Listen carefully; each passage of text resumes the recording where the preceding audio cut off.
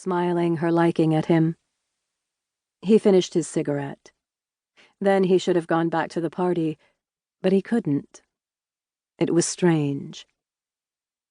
And they talked for a while about taking the dog and running off to a town in South America, about the boat they would live on and the smugglers they would meet, and the sunsets over the turquoise sea, where blue crabs would scuttle over the beach. And it felt as if they were even younger than they were, as if they didn't yet have jobs.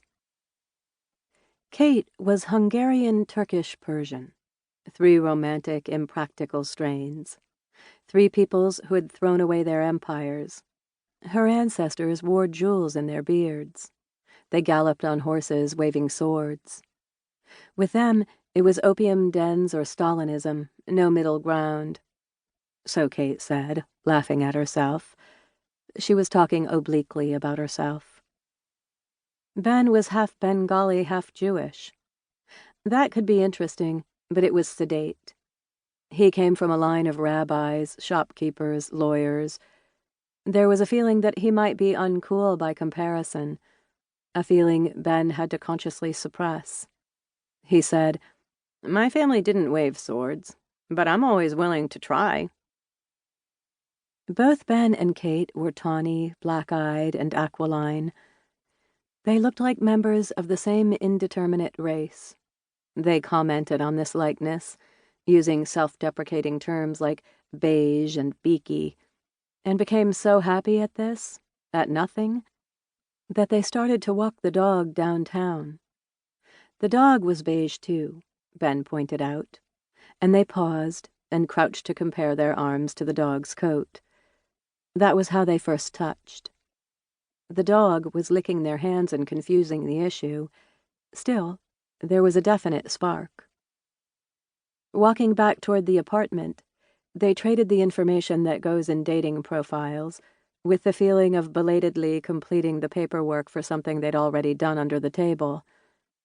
Then, up in the elevator, where they were alone, and in which he suffered and wanted to kiss her, she smiled forward at the doors, unkissable, glowing with the idea of sex.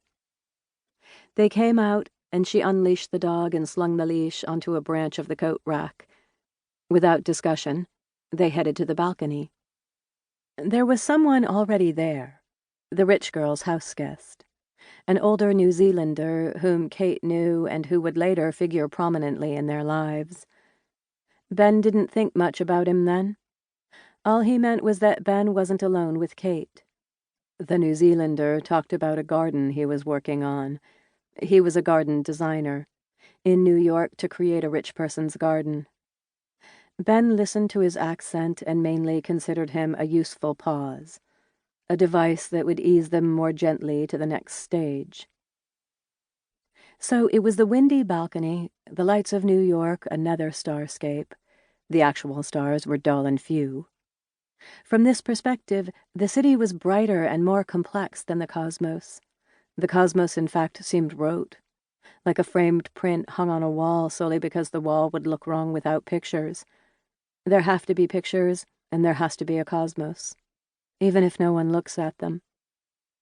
And Ben looked at Kate surreptitiously, wishing he could tell her this, convinced that she would understand. She had a long nose and long black humorous eyes, a full red lipsticked mouth. Persian, his mind said besottedly. Persian. In heels, she was as tall as he was, full and rounded like a cat with a lot of fur. She stood uncannily straight, as if she'd never ever slouched, never hunched over work. She didn't even lean on the balcony's railing, but stood with her arms loose at her sides, weightless, a queenly bearing. Persian. Outside, she'd told him she was an artist, works on paper, who'd given up on her BFA at Pratt. She had suddenly not seen the point.